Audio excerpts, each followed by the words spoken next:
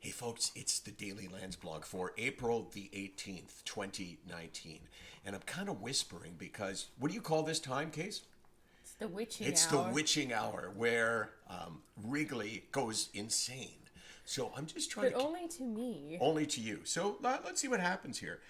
He's just enjoying licking the floor, which, I mean, I got to admit that it does hold its fascination for many of us. So this morning I'm at work doing the show, and I guess it was Sick Not Weak. It was probably Kim that retweeted it, and it was from Robin Lehner. Robin Lehner is goaltender for the New York Islanders, and all it said was "Sick Not Weak." And I thought, wow, this is really cool. I mean, part of it is because he's a hockey player, and obviously I'm a sports fan, and it's pretty cool to have somebody that I watch buying into the concept of Sick Not Weak. And I knew his story, but just to tell you a little bit, and then I think you should follow him, and I think you should tell him what it means to you, if in fact it means something to you, to have him publicly talking about his struggles. So last summer he went to rehab.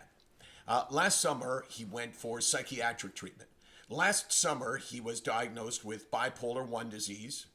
He was also diagnosed with PTSD, ADHD, and finally he was put on medication to replace the substances that he had been abusing. And I don't know for how long this had been going on.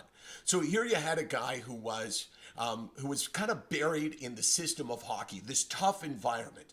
And he went out and he fought for his happiness. Is that what it says on my shirt case? Yeah. Yeah, I'm never sure which shirt I'm wearing. He went out and he decided, okay, I have to do this. I need to find out why it is I'm self-medicating. And he found out why he was self-medicating, and he replaced the self-medication with real, honest to goodness, prescription, pharmautically produced by companies that make huge profits medication. And I say that because I acknowledge the fact that there's people that don't like medication, that don't approve of medication, that don't believe in medication. And I get that, and I'm never the one that's flogging medication. But here's why I think his story is so important. So he lived in this world where people don't show weakness. And he wrote a great story for The Athletic. And what we all saw was, here's a guy who is not admitting weakness. What he's admitting is that he had a problem, and that this problem was not based on a weakness. Now, my brother, for instance, was an addict, and he talks all the time how he thought, I can't get over this because I'm a loser. I can't get over this because I am weak, and everybody else who walks around without addictions, they're strong. But I'm not strong enough to do that.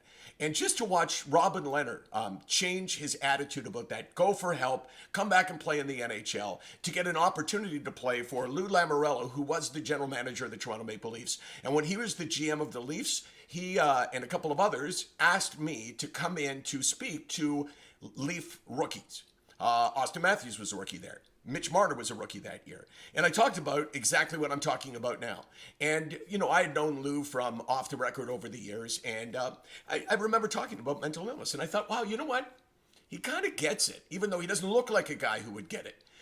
But obviously he does, because he went to Lehner with Barry Trotz, the coach, and gave him an opportunity. And that opportunity now is for everyone to see and everyone to watch and everyone to enjoy. Because if he can do it, then we can do it. If I can do it, then you can do it. Think about that. At Robin Lehner on Twitter. He's a good boy. Yeah, you a good boy? He is. He's calm, Case. Yeah. He's finally matured. After 5 days in our house, he's finally matured. SickNotWeak.com, 24 hours a day, 364 days a year. We're here to celebrate a story like Robin Lehner.